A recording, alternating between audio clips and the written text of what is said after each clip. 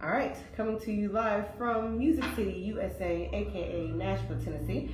This is the ALLAnal podcast with Sebastian Starr. I am your host, Sebastian Starr, and today I'm going to be discussing the film One of Them Days, starring SZA and KeKe Palmer. Now, I had to rewatch this movie. I had watched it previously, maybe about a week and a half ago, and I rewatched it again last night, so it's still pretty fresh on my brain. But I remember when the movie first came out, and people were talking about how it's like the female version of Friday, where you have like two best friends kind of gotten themselves into some kind of shenanigans, and they just need to devise a plan or execute a strategy to get out of said shenanigans. So going into it with that mentality, my expectations were moderately high because Friday is a very tough movie to follow up on, and to compare yourself to it is even bolder. You know, granted, the cast and crew weren't making those connections. It was really the audience, the fans, the people watching it were making those connections.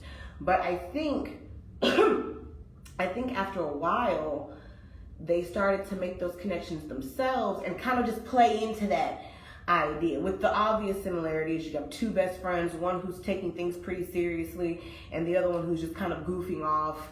They're both set in California. They're both dealing with, you know, the not stereotypical black aesthetic of like hood life or hood culture, but they play into that very heavily. It's very much so influenced by that idea of, you know, growing up in a project and kind of having to hustle and struggle to get, you know, so far without over exceeding anybody's expectations or views on you, or without selling out, quote unquote.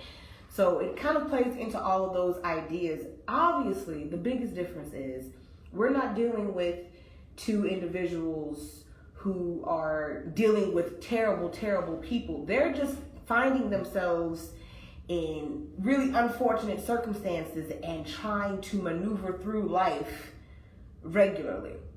So, going off of that, just to kind of clarify, in my personal opinion, I didn't see this as, you know, the modern day version of Friday. It didn't come off as that to me. It's too silly of a movie to have that type of cultural influence attached to it. Friday is one of those films where it's like, what? You ain't never seen Friday? It's one of those movies that you kind of have to watch it as a person of color, specifically a black person, because it takes a very serious circumstance, a very serious situation, and makes it funny. And of course, there are those moments in Friday that kind of reflect a more severe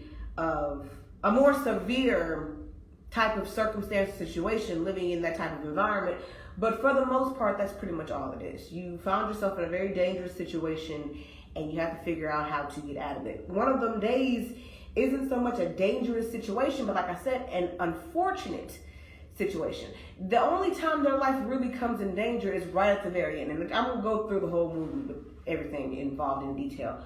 But for the most part, they're just met with unfortunate circumstances.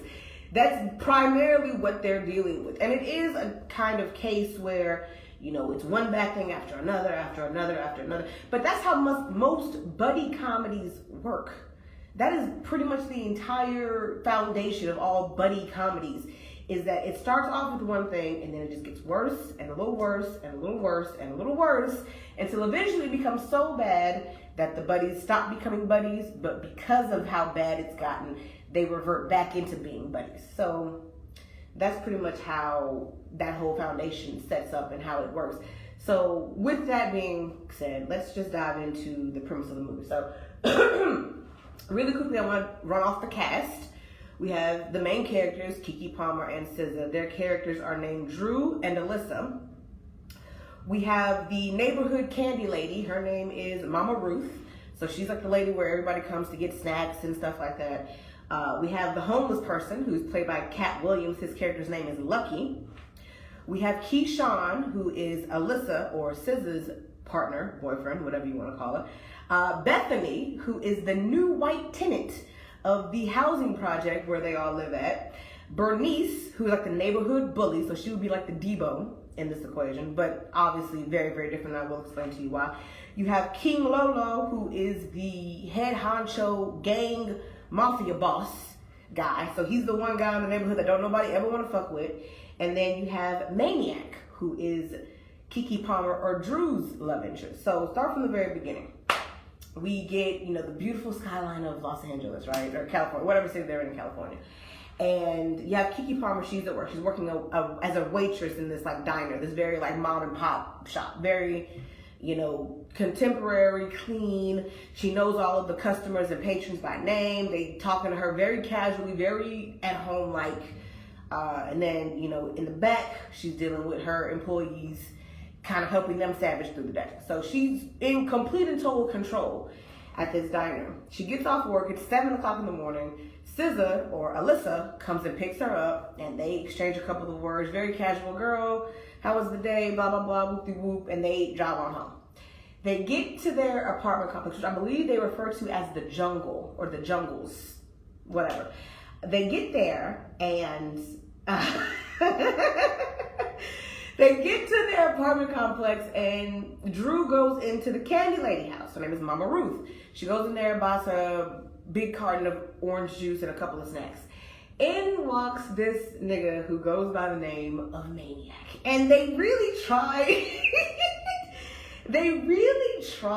to amp up his attractiveness. Don't get me wrong, the guy who plays Maniac is a very attractive man. He's very, very handsome, very subtle, right? But he's not like drop dead gorgeous. You know what I mean? He isn't supermodel pretty, but he's a very attractive man. He walks into the apartment to get himself a couple of snacks, and the sexual tension between Maniac and Drew is severing. And KeKe Palmer is so great at playing like awkward and cringy and uncomfortably like whimsical, to the point where it's like that's how she is in real life. So when she's like doing her interviews and talk shows and stuff, and she has this type of very colorful, blossoming, blooming personality, she can equate that level of confidence to a level of awkwardness when she's acting on screen. And she does it very, very well. Like, obviously, she thinks that this guy is really, really attractive. He's very, very nice. He's always very polite whenever he speaks to her.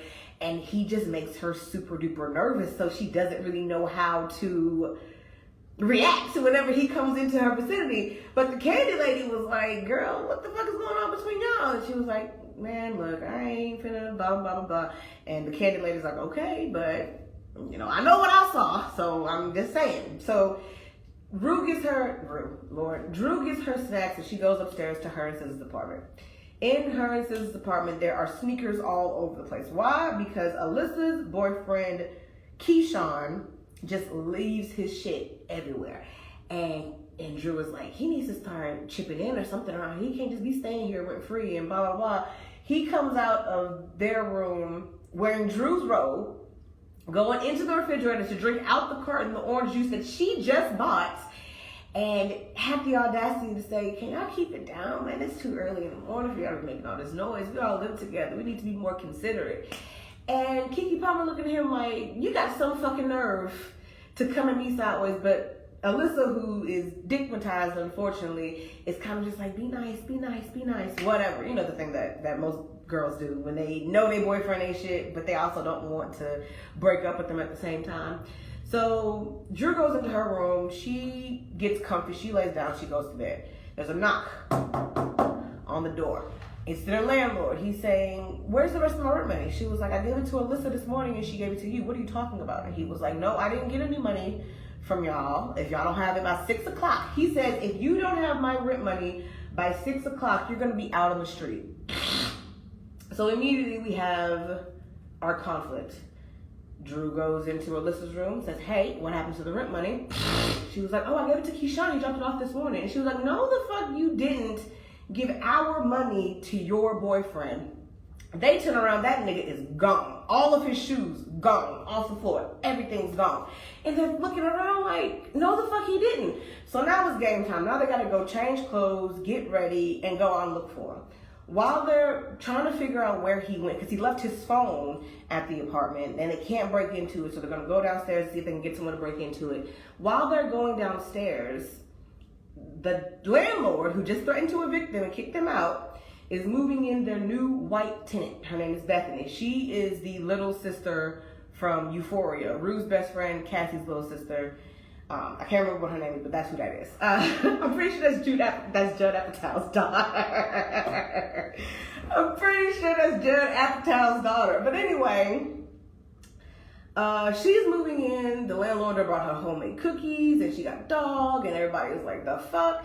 Because they live in SZA and KeKe Palmer's apartment is like falling apart. The ceiling is caving in. They ain't got no working AC. But they go into her apartment. It's like brand new walls and, you know, countertops or marble, and the AC works and everything like that. And they're just like, wow, he's really trying so hard to upsell these apartments so that rich white people can move into them. Basically gentrify the whole place.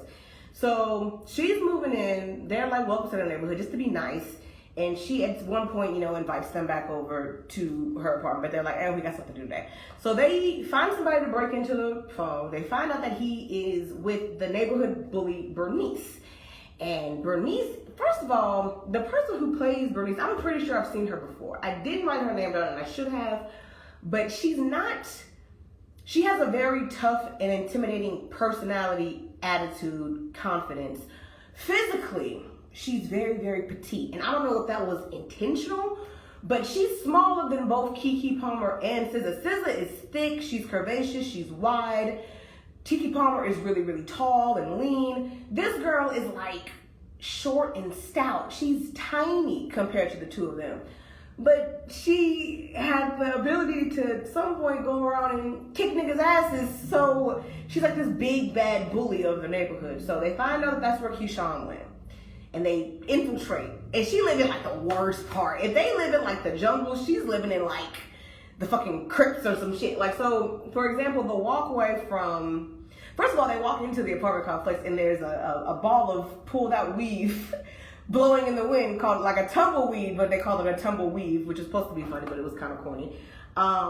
There's a lady whose landlord is taking her front door off of her hinges, I guess for not paying rent or whatever. So there's that. And then the walkway up to Bernice's apartment, Drew has to go through like a cloud of weed smoke and like 7 niggas just sitting on the steps smoking weed, which as a woman has to be the most terrifying scenario to find yourself in. And obviously, you know, you're a very attractive woman, you're very pretty, you have on these loose clothes, it's because it's hot and you're in the middle of California. You don't want to walk past 7 niggas smoking weed, talking crazy. Like, it's an uncomfortable circumstance. Again, it's an unfortunate position to be in. But KeKe Palmer distracts Bernice, and SZA breaks in through the window. She finds Keyshawn in the bed. She finds his wallet, but the wallet's empty. He wakes up, and he's like, look, baby, I was going to explain this to you, but I'm investing in a clothing line. These t-shirts are going to be the next big thing. And the name of the t-shirt brand, it's a play on the word Gucci, so G-U-C-C-I, but it's Coochie, which is C-U-C-C-I. And she rightfully, you know, smacks him upside the head. He falls over and causes something to crash and break. Bernice runs into the room, sees them, and they all kind of run out. And Bernice chases after them, but is slammed by an opening car door. And she's like, wait until I find them bitches. Y'all gonna see what I do to them. So now they got another problem to worry about. They don't have the money for the rent. They got about 7.5 hours at this point to get the rest of the money. And they don't know what to do. Also, I almost forgot, this is a very important detail. Drew has a job interview that day at 4 p.m. for a franchise manager for her chain of diners that she works at. So the diner is like a chain restaurant type of situation, and she has an opportunity to apply for the franchise manager. I guess it's like a fancy way of saying she would have more control over what goes into the restaurants and have more say-so on what is and isn't done. Obviously, she's going to make a lot more money, have a lot less late-night hours, and it's just a better job overall. So she's really stressed out about that. So she's like, I got this interview at 4 o'clock. We got to get the money by 6. This is just too much. We need a plan. And Alyssa, who's like the black hippie, you know, she's very in tune with herself spiritually in the universe. She's like, we just have to be patient, let the universe work out, and we'll find a way to get through this. Don't worry about it. And then they see across the street this title loan place or whatever. So they go across the street. This is where they meet Cat Williams' character, Lucky. He's like, it's a trap, ladies, don't do it. Get out. And it's just like, dude, get on somewhere. So they go into the loan place. They're filling out the applications to get the loan. and they're just looking around at the desolate. You know, they have a bounty board for people who haven't paid their loans back. The commercial is like, we'll give loans to anybody. As long as you have income, we can give it to you. So they get called to the back. The lady is super duper rude, overtly rude, in my opinion. She was very, very funny because it was a nonchalant rudeness. Like, I see a million people like you coming in here every single day asking me for money. It's not the first time I've had to deal with the patronizing and the convincing and this, that, and third and blah, blah, blah. They're just another group of people who need money as far as that lady's concerned. So she runs Alyssa's information. Alyssa doesn't qualify because she does not have a job. She runs Drew's information. Drew has a job. Drew has had the job for a very long time, but her credit score is 122. So with that credit score, she does not approve. She doesn't get approved for a loan either. So they leave out. And they're like, okay, well, what are we going to do now? And then they're like, the blood bank. We can donate blood. We can donate plasma, whatever. They get to the blood bank. They fill out the information. Alyssa volunteers Drew to go first. So she goes in the back. She starts to donate the blood. The fucking Ava from Abbott Elementary,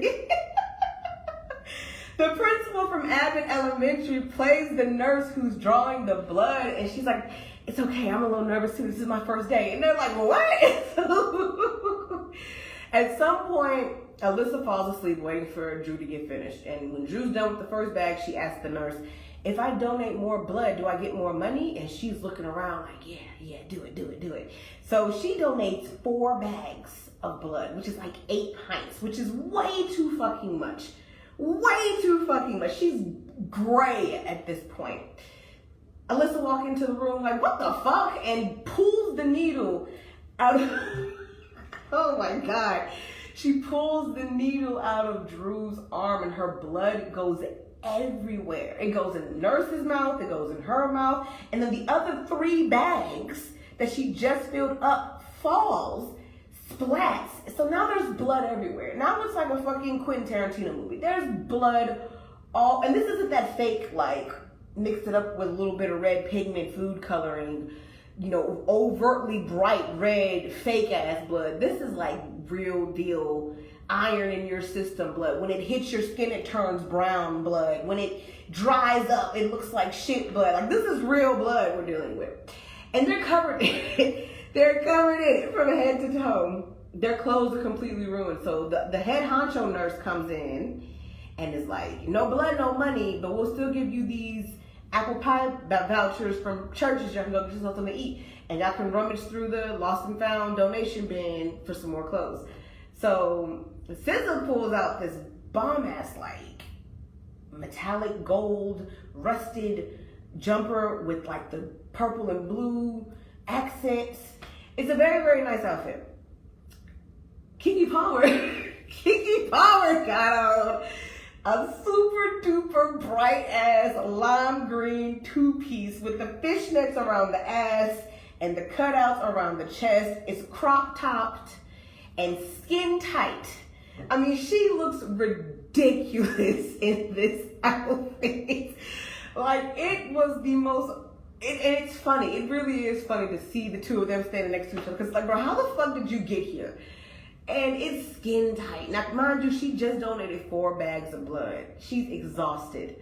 They don't have I forgot that part. When they went to Bernice's apartment, SZA parked her car in the front of the building. There was a no parking sign there. Her car got towed. So they don't even have a car anymore. Now they're taking the bus and walking everywhere. The inside of the churches is closed, so they have to go through the drive-thru, but they have to walk through the drive-thru. So they get the vouchers, they order their food, and behind them pulls in Maniac in his car. And SZA's like, don't look now, but your man is right behind us. And she was like, no, he can't see me like this. He can't see me like this. And this is the one thing that I did love about their chemistry and their relationship in this movie is they are so for each other's success that it pisses them off when they don't go for it. So all throughout the movie, Alyssa's talking to Drew, you're gonna nail this interview, you're gonna get it, it's gonna be great, you're gonna, come up in the company, you're gonna do everything that you wanna do. And then on the flip side of that, Drew is talking to Alyssa. Man, that nigga ain't shit. You deserve better than that. He needs to do this. He needs to do that. You don't deserve this. They're so big on talking each other up. And Alyssa knows that Drew has a really, really, really strong crush on this guy. So she does what any best friend wingman would do, which is hype her up and make her feel like, yeah, that's your nigga. You gonna nab him regardless. So they get to the window to pick up their food. Their food gets snatched by some bandit who, like, you know, the guy who runs through the drive-thru and grabs your food and then runs off. They got snatched by one of them.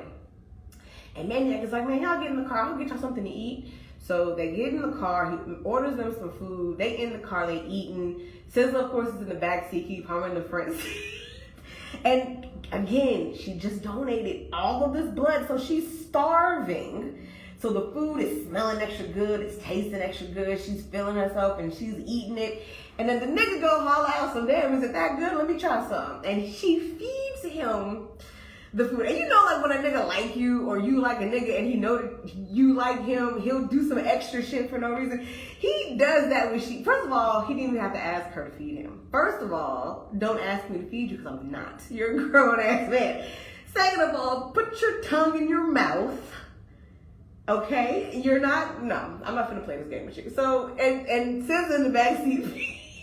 She's in the backseat doing what best friends do, which is being proud. If you could see her face, how happy she was, glowing because they were flirting so hard and heavy with each other, and it was so cute and it was adorable. And she knows that Drew was feeling this nigga like that, and she loved to see it. You know what I mean? It's a moment for when you are with your best friend and they're with somebody that they like, and there's a lot of flirting going on, and it's so, you know, natural. That, like, because you're telling yourself, oh yeah, I like him, but he don't like me. And then he starts flirting with you, and you're like, oh shit, it was like that. So eventually, Sis was like, hey, I'm gonna go take care of that thing, you know, so I'm gonna go. And Drew was like, what are you doing? So Alyssa leaves, Drew's still sitting in the car with Maniac. They get talking a little bit more, and then he gets a phone call. And it sounds very frantic. It sounds very immediate. He's like, okay, I'm gonna meet you there in a couple of minutes. And he pulls off. He's like, yeah, you want to ride me real quick somewhere? She was like, well, no, okay, I'm just gonna go. So they're driving. Meanwhile, Bernice is still looking for them. So all throughout these points, Keyshawn is still texting Alyssa, trying to figure out where they are, because Bernice wants her lick back pretty much. So all of that is still happening. They're in the car.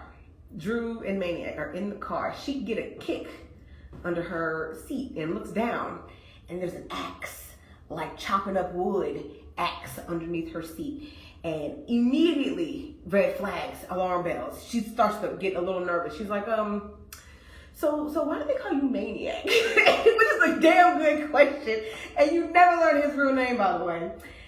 He was like, yeah, I got into some trouble when I was younger, got into a lot of crazy shit. And she was like, so like on a scale of 1 to 10, 10 being prison, you know, how bad did it get? He's like, I ain't never been to prison, but I did go to juvenile for a minute. And she was like, oh, okay. So the delinquent jail. Okay, that's cool. And as he's trying to continue to explain, she gets a phone call. It's from Lucky. Lucky has Alyssa's phone. He's like, hey, you need to come and get your girl. She's gonna get herself killed. And she was like, what are you talking about? Where are y'all at? And he gives her the address. They pull up there real quick. And Alyssa is on the not the telephone pole, but like the lights, the street lights, because somebody had thrown a pair of retro Jordans up on the thing. And because Keyshawn loves sneakers, she knows a little bit about them and knows that those are worth a lot of money. So she figures she can get them down, they can clean them up, and they can sell them. And Lucky was like, this is King Lolo's hood. Everything here belongs to him, and you know he's not screwed too tight. And she was like, man, if he threw these shoes up here, he didn't want them no way. Which I didn't know that was a calling card for other drug dealers to put the shoes over the thingy like that. But apparently that's what that means. So she gets the shoes down. KeKe Palmer catches them. And then she gets electrocuted and falls on top of KeKe Palmer. So now they're in the ambulance. And SZA hair all over the place. She electrocuted. KeKe Palmer got the damn bandage over her forehead. They get out. They run out of the ambulance because it's like, that's $2,000. I can't afford that. And the ambulance, the EMTs was like, we already have your address. We know where to send the bill.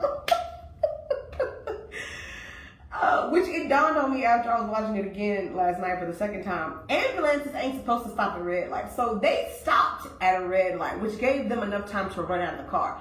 You're not supposed to stop. So that was them fucking up because they weren't supposed to stop the car. But anyway, I digress. They get out the car. They got the shoes. She was like, girl, these shoes going for $2,500. I'm like, we can clean these up and sell them. You're going to have the rent money and then some. She's like, okay, cool. But I still got, about 2 hours before my interview, we have to make this quick. I gotta go home, I gotta change, I can't go in there wearing this. And so that's what they do. They find a nice, cool, clean, black hippie spot of the neighborhood, clean the shoes up real good, display them real nice, and put them on sale for $2,500.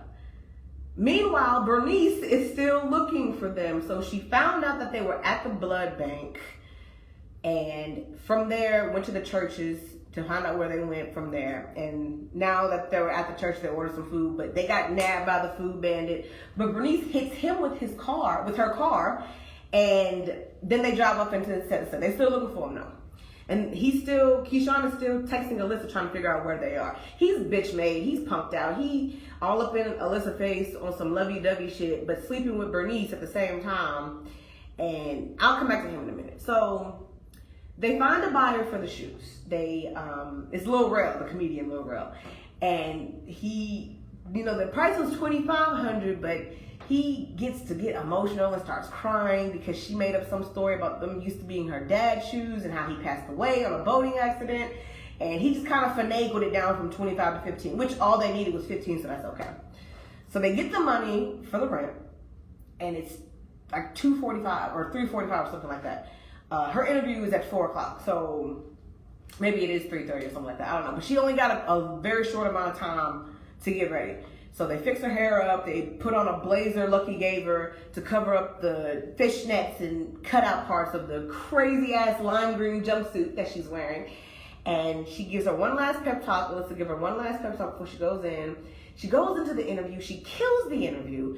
She thought that she was interviewing with a white man who couldn't even pronounce her name correctly, but instead, the person interviewing her is the CEO, who is a black woman, who actually waitressed at the same diners that Drew waitressed at. She grew up in the same neighborhood that Drew grew up in, and they share a lot of similar experiences. So already there's that immediate connection, culture to culture, woman to woman, black person to black person being made in the interview. Meanwhile, SZA is outside the building, just waiting for her to finish. They got the money for the rent, so all she gotta do is finish the interview. They go home, they pay the rent, and that's it. But SZA's character is so stupid. As Keyshawn is texting her to make him jealous, she sends a picture of her with like this fruit kiosk man who's right outside of the building where Drew is having her interview. And Keyshawn shows the picture to Bernice, because again, he's bitch made. And Bernice is like, oh, I know where they at. And she drives there, lickety split. She gets there, she runs up to her and starts beating her ass in the plaza of this very important business building. As Drew is about to walk out of the interview, she did everything correct. She's about to walk out of the building. They look out the window and see Alyssa getting her ass kicked by some random ass hoodlum, because that's how she dresses, with the booty shorts and the black Air Force energy. You know what I'm saying? Big earrings, crazy colored hair. She fits all the stereotypes. And she's screaming, Drew, help me. And they looking like, do you know them? And she was like, no, I ain't never seen them before in my life. But she knows she can't leave a girl out in the cold like that. So she's like, fuck it, I'll be right back. I'm so sorry. She takes off the blazer, revealing this crazy ass underneath outfit. And then she runs outside. And then she gets her ass beat. So now Bernice is beating up on both of them. Now she got both of them in this fucked up situation. And she ends the fight by sitting on their faces. She literally got them slammed between her thighs. And then she slams them on the ground. And then she sits on their fucking face. And then, because she's from the hood, she checks their pockets. She finds all of the money on Alyssa, takes it, and they just pull off. And then Keyshawn, jerk ass, bitch made ass, gonna come up to him. I'm really sorry, you guys. And then he just leaves with her. Drew knows is busted. She looks back up at the building, sees the black lady, and is like, please, I can explain. We had such a long and crazy day. And she was like, look, obviously we made a mistake. You are not fit to work for our company in this manner. This is unacceptable. We can't do it. Good day. So now they're sitting. This is kind of where, in every buddy comedy, it's a turning point where it stops being funny and it starts being serious. And in the demeanor that the actors and actresses can display, funny, goofy, silly, whimsical, even slightly idiotic, they can flip that switch and turn on the serious, the passionate, the somber, the devastated. So this is that turning point in the movie where both KeKe Palmer and SZA are able to flip that switch and turn it on. And it's genuine and it's real and it's authentic and you can believe what's being said. You can feel the expressions coming through and it's not over dramatized. It's not over exaggerated. It's not putting on a show. It is just raw, genuine, unfiltered emotion. So they're sitting on the curb at the bus stop and Drew is like, I don't understand how this even happened. I was right there. I was in the door. How did they even know we were there? And then Alyssa's like, look, man, I gotta tell you something. And Drew's like, nah, don't tell me you told that nigga where we was. Don't tell me that he knew because you said something. And she was like, no, it wasn't even like that. It wasn't even like that. And she's just like, man, look, you always getting me into some shit. You and that nigga perfect for each other because all y'all do is know how to fuck up my life. And she was like, wow, that's how you really feel? You really feel like that? You can't blame nobody else for your life being shit but you. I don't do anything but try to uplift you and support you all day, every day. And this is how you're going to talk to me? And she was like, you want to talk to me about my life being a joke? You with a nigga who don't love you, don't like you, don't respect you, who care more about his shoes than he cares about you. Your life is a fucking joke. And they're just like, man, look, fuck you, fuck you, fuck you, fuck you, whatever, whatever. And then the tables turn just a little bit more. Alyssa gets a phone call. There's a deep, brawny voice on the other end. Hey, y'all still got them shoes? She's like, no, we fresh out. Full of attitude, right? He was like, the guy on the other end of the phone was like, yeah, well, I know you ain't got them because they my shoes. This is King Lolo. And her face immediately, whoop. And she was like, to Drew, it's King Lolo on the phone. He's like, no, don't get quiet now. I need to know what you thought you was doing with my shoes. And she was like, I'm sorry. We didn't know that they were yours. And he was like, nah, it's all good. I'm going to get them back, but I also need something back from you. If you can pay me off the difference, we'll call it even. $5,000. And they like, $5,000? And he was like, I'll be at your place tonight, 10 o'clock. Y'all live in the jungles, right? How the fuck does he know this? I don't know. But he knows. He knows exactly where they live. So they're like, okay, we'll have your money tonight, 10 o'clock. New countdown starts. They got about 5 hours, 5 hours to come up with this money. Or else they're gonna die, pretty much. So they got that to deal with. At the same time, they're still very, very mad at each other. At the same time, they have to walk back to their apartment and find all of their stuff out on the street, just like Lil Buddy said he was gonna do. And Drew walks up to him and was like, you really gonna kick us out like this? You ain't even giving us enough time to evacuate properly. And he was like, you ain't got my rent money, do you? That's what I thought. So go ahead, figure it out. She was like, look, man, we got until the 1st. It's still the 1st. You can't just tell us we got until 6 o'clock. What kind of shit is that? He said, okay, look, if y'all got my money by 11:59 tonight, I'll put everything back in y'all apartment myself. And she was like, okay, whatever. He leaves. And they're sitting on their stuff out on the stoop. Bethany come out. They're obviously very, very pissed off at each other. And Bethany comes out, like, oh my God, are you having a yard sale? And they were like, yeah, man, go ahead and pick whatever you want to pick. Now, it should be noted in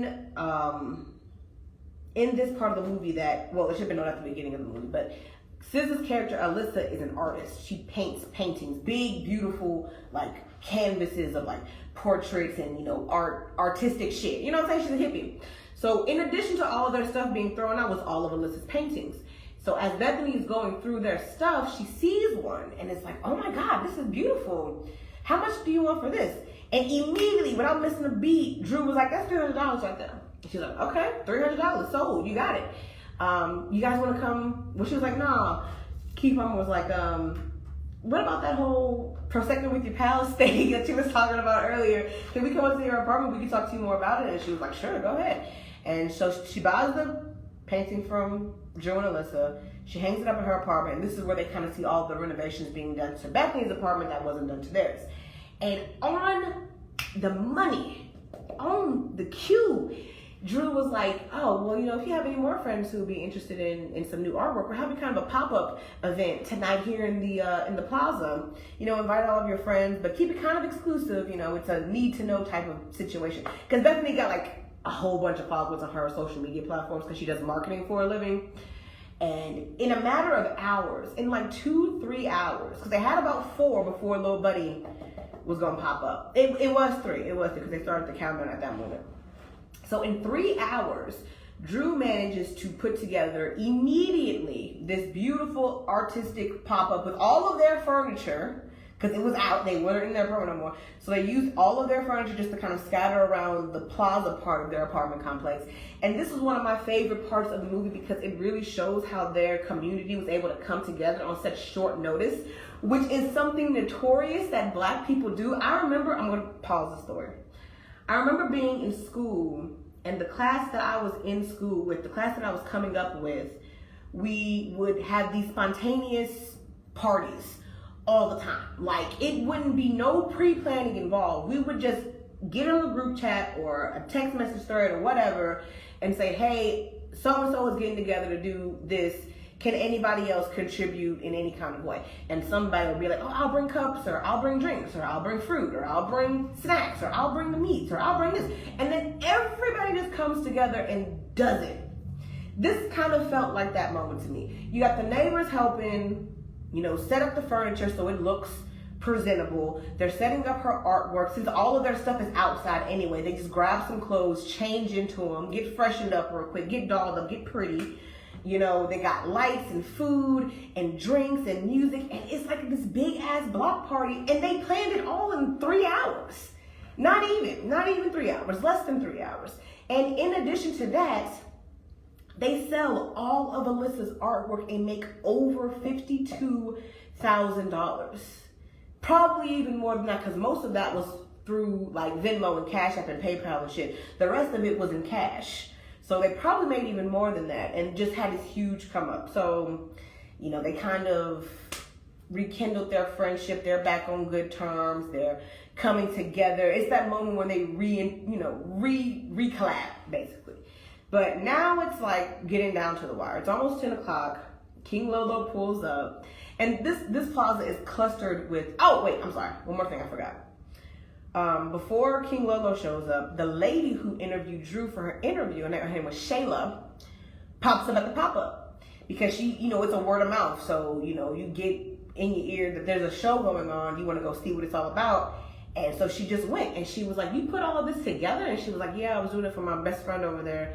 And she was like, this is really impressive. I'm amazed that you were able to come together so quickly. And, I actually grew up here too, so I understand, the importance of the community and things like that. Basically offers her another chance at the job position that she wanted, because she could see how, first of all, how innovative she was with coming up with, such a grand event so quickly.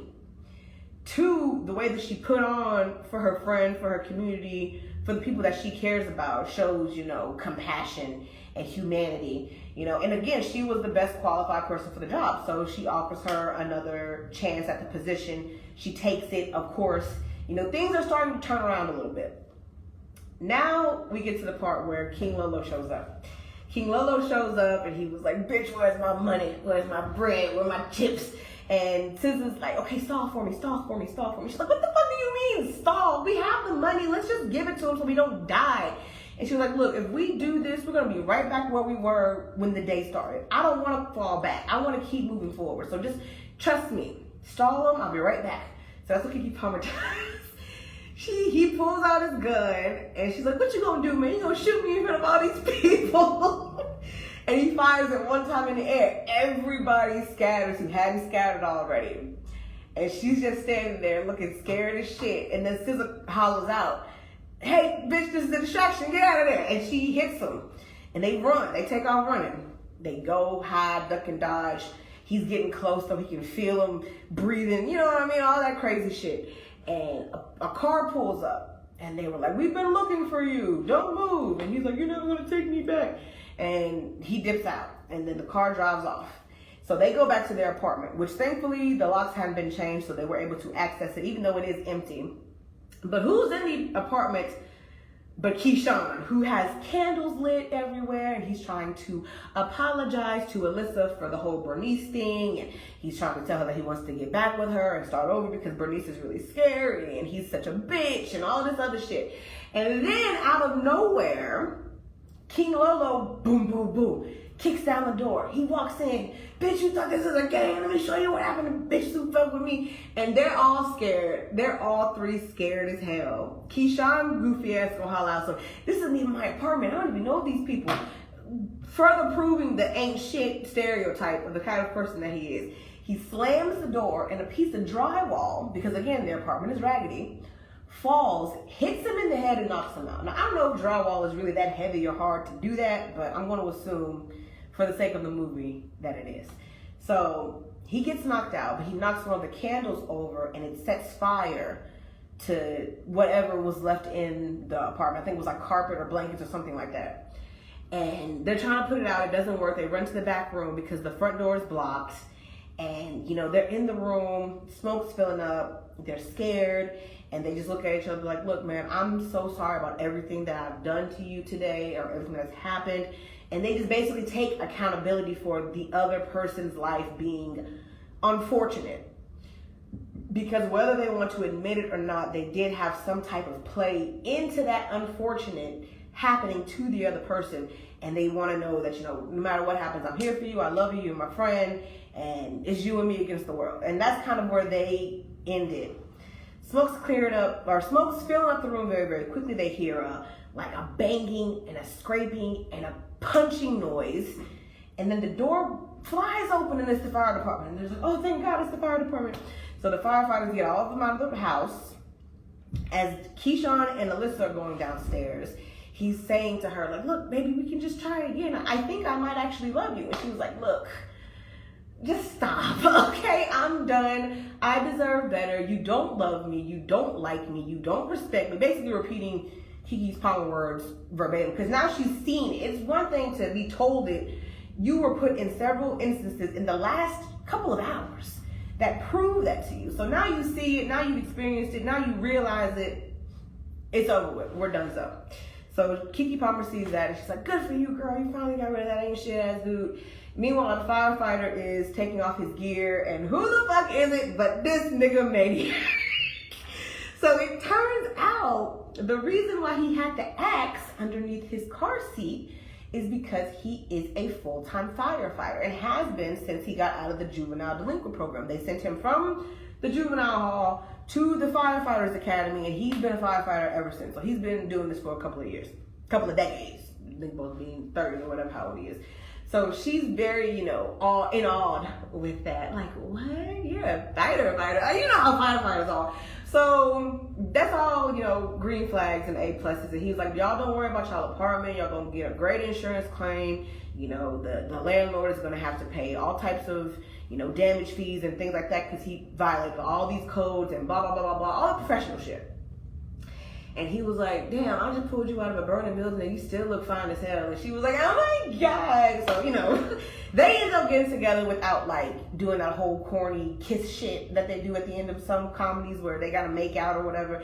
It's just implied that they start seeing each other afterwards. So they got to keep the money. They lost their apartment, but they are able to stay together. And Alyssa breaks up with Keyshawn, who ends up manipulating Bethany into staying with her, but she has a dog, so all of his shoes. There's a part at the very, very end of the movie where they do like that "where are they now" thing, where they like type out text. This is what happened to so and so after the movie is over with. So Bethany and Keyshawn are living together. Bethany's dog Shooter, ironically, tears up all of his shoes because he leaves his shoes all over the place. Maniac and Drew start seeing each other exclusively. He picks her up from work because she doesn't have a car. Alyssa starts painting more. She gets picked up by an art gallery and she sells her paintings for usually $1,000 or more. So she's making good money herself. Bernice is still the neighborhood bully, but nobody fucks with her anymore. And then Lucky is still doing what Lucky does, which is homeless people shit.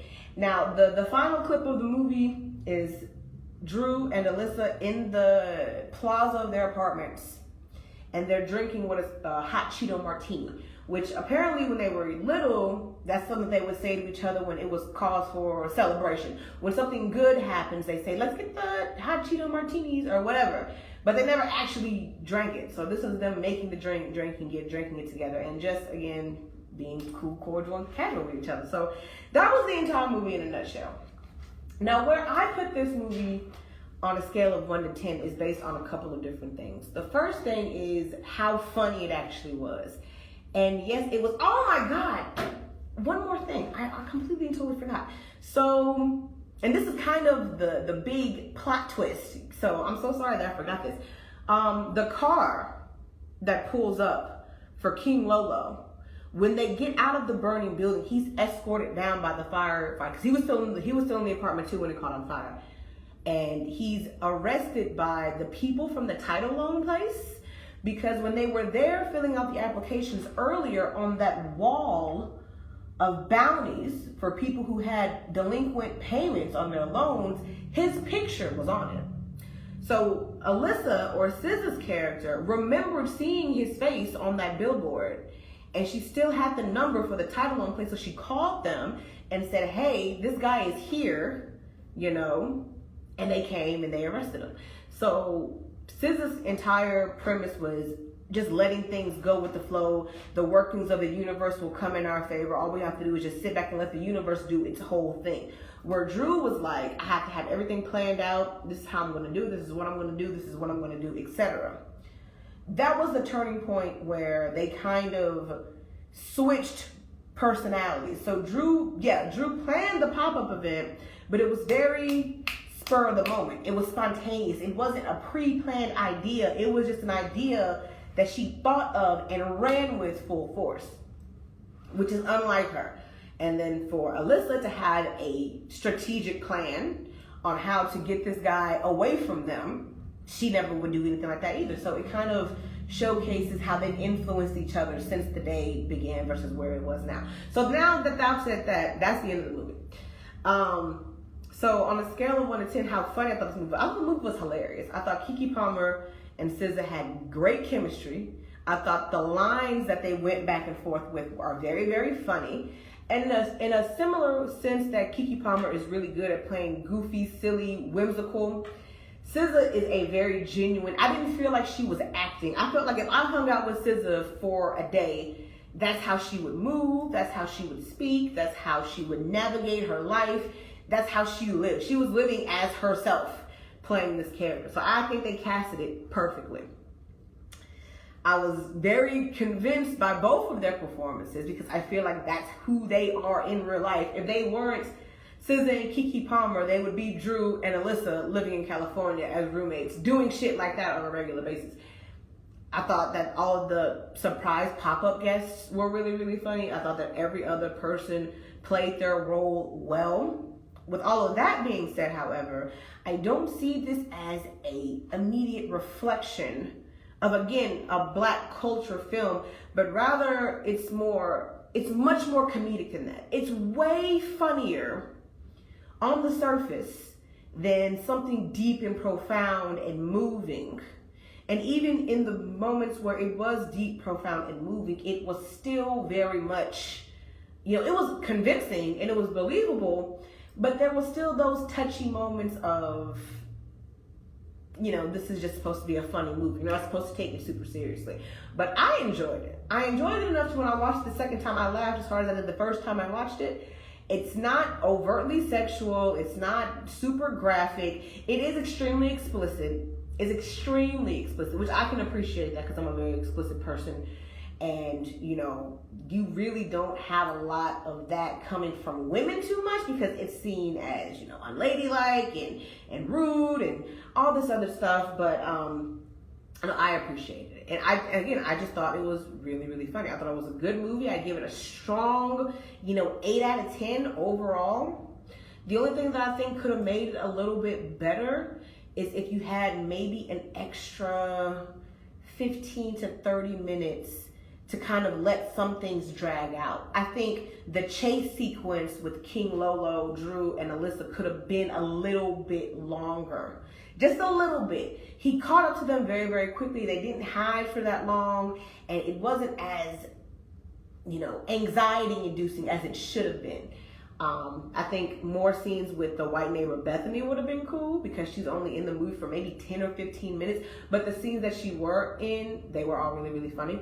I think we could have seen a little bit more of Cat Williams' character, but when we did see him, he always delivered because he delivers every single time.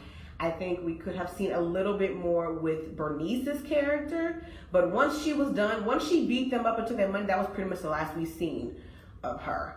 And she really didn't need to come back into the picture after that because her whole side plot was done at that point. But I think a little bit more of her, maybe in the middle before they got caught, would have been funny too. Yeah, I thought it was a really good movie though. I thought it was really, really funny. I thought KeKe Palmer and SZA have great chemistry. I believe them. If you were to ask me if I were to believe that these two are best friends in real life, I would be like, yeah, I can see that. They feel like they hang out with each other outside of work also. And I just think that they make a good duo. So hopefully, if they do decide to make a sequel to this movie, they will keep that same energy and not do too much to make it something bigger than what it is. Keep it what it is. It's a very simple, very funny movie about two best friends who get into unfortunate circumstances and they gotta work through it and get out of it. That's all it is. That's all it needs to be. It doesn't need to be anything more than that. The biggest issue that people have when they do sequels is they always want to go bigger, be more. You don't have to be more with a movie like this. It's very, very simple for a very simple reason. And that is okay. And it's funny and it works and it's good. But overall, that's one of them days. It is available currently on Netflix. I think it might still be showing in theaters in some places, but I'm not 100% sure. But it is on Netflix right now. So if you want to watch it, that's where I would recommend you go. But thank you all so much for tuning in today. I absolutely appreciate it. And as always, until next time, I will speak to you all later. There's that, and there's that.